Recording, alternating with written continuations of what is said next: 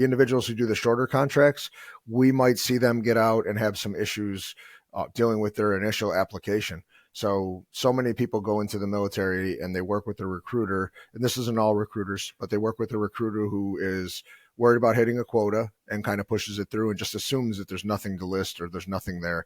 And sometimes the application process isn't as thorough or it's not as complete as it should be. And there's information that is left off of those security clearance applications, the initial security clearance application.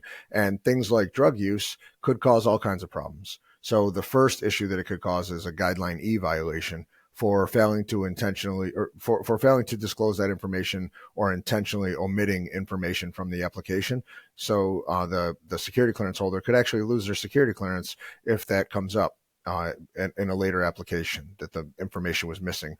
It could also cause problems where the individual has gone into the military. Maybe they have marijuana use in their background or something like that, and they didn't disclose it on their initial entry. So now they have fraudulently enlisted in the military. They have lied on their security clearance application. So there's a lot of things to consider. And for an individual who's had a very short contract, they might come out and want to go into government work. They might have to take a polygraph. They might have to fill out a new SF-86.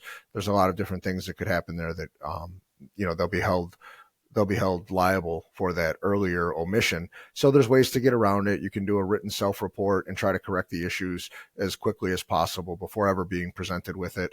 And then you can try to mitigate the issues in the new application if you have to reapply for a security clearance. But there's a couple of different opportunities to do that.